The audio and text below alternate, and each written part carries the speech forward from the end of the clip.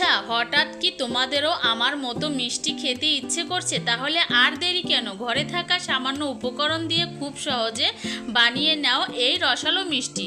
তো বন্ধুরা, রসালো মিষ্টি তৈরি করার জন্য এখানে 1 কাপ পরিমাণে গরুর দুধ নিয়েছি, আধা কাপের মতো চিনি নিয়েছি আর 1 চিমটি পরিমাণে লবণ দিয়ে দিলাম। তারপরে সুন্দর করে দুধটাকে ফুটিয়ে নেব যতক্ষণ চিনিটা না গলে। তো চিনিটা সুন্দর করে গলিয়ে এখানে আমি মিষ্টিটা তৈরি করার জন্য ময়দা নিয়ে নিব 1.5 কাপ। তোমরা চাইলে এখানে সুজি ব্যবহার করে নিতে পারো। তো আমি ময়দা দিয়ে এই মিষ্টিটা তৈরি করব। তো দেখো, এখানে 1.5 কাপ পরিমাণে ময়দা দিয়ে দিলাম আর দিয়ে দিলাম 1 চিমটি পরিমাণের মতো বেকিং সোডা। সবগুলো উপকরণ দিয়ে ভালোভাবে আমি একটা সুন্দর ডো তৈরি করে নিব। যতক্ষণ ময়দাটা সিদ্ধ না হবে ততক্ষণ সিদ্ধ করে নিব। আর সিদ্ধ হওয়ার পরে কিন্তু ঢাকনা দিয়ে ঢেকে প্রায় 10 মিনিটের মতো রেখে দিয়েছি। আর এই তো কুসুম গরম থাকা অবস্থায় হাতে একটু তেল মাখিয়ে ভালোভাবে ডোটা সুন্দর করে তৈরি করে নিতে হবে। মেখে একদম সুন্দর স্মুথভাবে ডোটা তৈরি করে নিতে হবে। আর এই তো বড় একটা ডো নিয়ে নিলাম রুটির মতো। আর আমরা যেরকম সাধারণত রুটি বেলে থাকি ওরকম গোল গোল করে আমি রুটিটা বেলে নিব, কিন্তু রুটিটা মোটা করে বেলে নিতে হবে। তো দেখেই বুঝতে পারবে বন্ধুরা কিভাবে বেলে নিতেছি। তো দেখো, একদম সফট আর নরম হয়েছে, কিন্তু ডোটা একদম পারফেক্ট। আর কীরকম করে রুটিটা বেলেছি দেখেই বুঝতে পেরেছো। তো দেখো, এখানে কিন্তু আমি একটা কাটারের সাহায্যে গোল গোল করে কেটে নিচ্ছি। তোমরা চাইলে কিন্তু এই মিষ্টিটা আর একটু বড় সাইজে তৈরি করে নিতে পারো। তো আমি একটু ছোট ছোট করে তৈরি করে নিব, যেহেতু আমার ঘরে বাচ্চারা আছে, ওরা অনেক পছন্দ করে ছোট জিনিস খেতে। তো এরকম করে কিন্তু গোল গোল করে কেটে নিব। তোমরা চাইলে ঘরে কোনো বোতলের যে ক্যাপগুলো আছে ওগুলো দিয়েও কেটে নিতে পারো। তো দেখো, কাটা হয়ে গিয়েছে। একটা রুটিতে কিন্তু অনেকগুলো মিষ্টি তৈরি করা যাবে। তো একটাই কিন্তু অনেকগুলো গোল গোল মিষ্টি তৈরি হয়ে গিয়েছে। এই পর্যায়ে এখানে একটা নজেলের সাহায্যে আমি মাঝখান থেকে একটু ডিজাইন করে নিব। তো দেখো, নজেলের সাহায্যে কিন্তু মাঝখান থেকে একটু ডিজাইন করে নিচ্ছি। আর এটা দেখতে কিন্তু অনেক ভালো লাগে। এক এক করে প্রতিটা গোল গোল মাঝখান থেকে এভাবে কেটে নিব। খুব সহজে অল্প কিছু উপকরণ দিয়ে যে এত মজাদার মিষ্টি তৈরি করা যায়, না বানালে বুঝতেই পারবে না। তো দেখো, এক এক করে প্রতিটা আমি তৈরি করে নিব। আর বন্ধুরা, ঘরে যদি কোনো মিষ্টি কিছু না থাকে মনটা যেন কেমন করে, তাই না? চিন্তা করো না, কারণ নেই। মিষ্টি খেতে ইচ্ছে করলে দোকানে দৌড়াদৌড়ি একদম দরকার নেই। ঘরে থাকা মাত্র 2টি সহজ উপকরণ দিয়েই এভাবে তোমরা বানিয়ে নিতে পারো ভীষণ রসালো এই মিষ্টিটা। তো দেখো, আমি আরও একটা ওরকম সেম রুটি বেলে তৈরি করে নিব এবং এভাবে করেই কেটে নিব। আর ময়দা দিয়ে যে এত সুন্দর মিষ্টি তৈরি করা যায়, না বানালে বুঝতেই পারবে না। এই মিষ্টিগুলা কিন্তু ছোটরা অনেক পছন্দ করবে। আমার বাচ্চারা তো অনেক পছন্দ করেছে।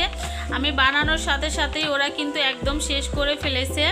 ওদের নাকি অনেক ভালো লেগেছিল। তো তোমরা কিন্তু এরকম বাইরে মিষ্টি না কিনে ঘরে এরকম বাচ্চাদের জন্য ছোট বড় সকলেই কিন্তু এই মিষ্টিটা খেতে পছন্দ করবে। তো এক এক করে কিন্তু অনেকগুলো মিষ্টি তৈরি করে নিব। তো আমার বানানো হয়ে গিয়েছে। চলো এবার দেখা যাক কিভাবে মিষ্টিগুলো তৈরি করে নেই। তো দেখো, মিষ্টিগুলো কিন্তু আগে ভেজে নিতে হবে। তো এখানে ভাজার জন্য পর্যাপ্ত পরিমাণে তেল দিয়ে দিলাম। তেলটা কিন্তু একদম হাই হিট করে গরম করা যাবে না, মিডিয়াম করে গরম করে নিতে হবে। আর আস্তে আস্তে লো মিডিয়াম আঁচে কিন্তু এই মিষ্টিগুলো ভেজে নিতে হবে। তো এক এক করে কিন্তু আমি তেলের মধ্যে দিয়ে কিছু সময় ধরে জাল করে তারপরে উল্টিয়ে পাল্টিয়ে নেড়ে চেড়ে ভেজে নিব। আর এই মিষ্টিগুলো কিন্তু সুন্দর করে একদম ফুলে উঠবে।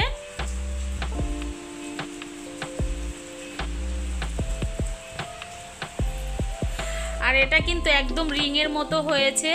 আর রিংগুলো কিন্তু বাচ্চারা দেখলে এমনিই পছন্দ করে, তাই আমি এভাবেই তৈরি করে নিয়েছি রিংয়ের মতো। আর এগুলো কিন্তু একদম লাল লাল করে ভেজে নিতে হবে। একটু হাতে সময় নিয়ে কিন্তু ভেজে নিতে হবে, তাড়াহুড়া করা যাবে না, তাহলে কিন্তু রিংগুলো কিন্তু পুড়ে যেতে পারে।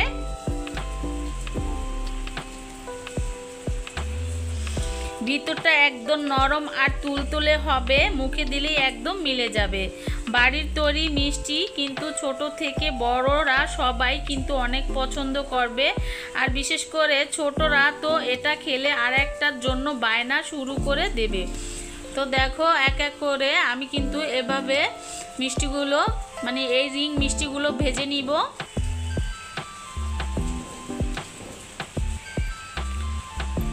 তো একটু সময় নিয়ে ভেজেছি, আমার এই মিষ্টিগুলো ভাজতে কিন্তু প্রায় 10 মিনিট লেগেছে, যেহেতু আমি লো মিডিয়াম আঁচ করে ভেজে নিয়েছি। আর দেখো আস্তে আস্তে কিন্তু এগুলো ফুলে গেছে, কারণ এখানে একটু বেকিং সোডা ব্যবহার করেছিলাম। বেকিং সোডা ব্যবহারের কারণে কিন্তু মিষ্টিগুলো সুন্দর হয়েছে, আর এই ফোলার কারণে কিন্তু মিষ্টিগুলো আরও নরম সফট হবে রসের মধ্যে ভিজালে।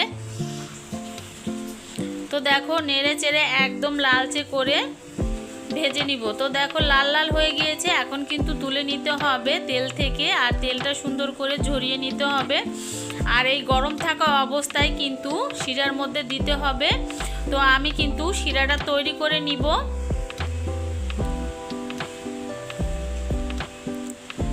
তো আগে ভেজে নিলাম। তো এদিকে কিন্তু শিরা তৈরি করার জন্য আমি একটা ছোট ডেকচি বসিয়ে দিয়েছি, আর এখানে শিরা তৈরি করে নিব।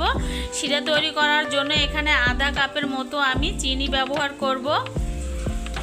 আর শিরাটা এমনভাবে তৈরি করতে হবে, বেশি আঠালোও না, একদম ঘনও না, একদম পাতলাও না, এমনভাবে শিরাটা তৈরি করে নিতে হবে। তো দেখো আধা কাপের মতো এখানে আমি চিনি ব্যবহার করলাম, আর চিনিটা দেওয়ার পরে কিন্তু আধা কাপের থেকে একটু কম পরিমাণে পানি দিয়ে কিছু সময় ধরে জাল করে শিরা তৈরি করে নিতে হবে। শিরাটা কিন্তু একদম বেশি আঠালো তৈরি করা যাবে না, তাহলে কিন্তু এই মিষ্টি শিরাটা কিন্তু যে রিং মিষ্টিগুলো তৈরি করেছি তার মধ্যে কিন্তু ঢুকবে না। এখানে আমি একটু হালকা ফুড কালার অ্যাড করে দিলাম দেখার সৌন্দর্যের ক্ষেত্রে, তোমরা চাইলে এটা স্কিপ করে যেতে পারো। তো দেখো আমার কিন্তু শিরাগুলো প্রায় তৈরি হয়ে গিয়েছে, বলক চলে এসেছে। আর এখানে কিন্তু একটা এলাচ দিয়ে দিলাম, সুন্দর একটা ফ্লেভার আসবে এই এলাচটা দিলে। তো এলাচ দেওয়ার পরে কিছু সময় জাল করে তারপরে যে রিং মিষ্টিগুলো তৈরি করে নিয়েছিলাম, তেলে ভেজে নিয়েছিলাম, সেগুলো একটু 1 মিনিটের মতো জাল করে নিব। আস্তে আস্তে কিন্তু এই যে মিষ্টির শিরাগুলো আছে এগুলো ভিতরে ঢুকে যাবে। তো দেখো একদম ভিতরে কিন্তু রসটা ঢুকে গিয়েছে। এখন আমি একটা প্লেটের মধ্যে পরিবেশন করে নিব। ভিতরটা নরম আর তুলতুলে হয়েছে, যে মুখে দিলে একদম মিলে যাবে। বাড়ির তৈরি এই মিষ্টি কিন্তু ছোট থেকে বড় ঘরের সবাই ভীষণ পছন্দ করবে, আর বিশেষ করে ছোটরা তো একটা খেলে আর একটার জন্য বায়না শুরু করে দেবে। তোমাদের কাছে এই সহজ রসালো মিষ্টি রেসিপিটা কেমন লাগলো কমেন্ট করে কিন্তু অবশ্যই জানাবে। ভালো লাগলে একটা লাইক দিতে ভুলবে না একদমই, আর চ্যানেলটি সাবস্ক্রাইব করে পাশে থাকবে। আজ এই পর্যন্তই, আল্লাহ হাফেজ, আসসালামু আলাইকুম।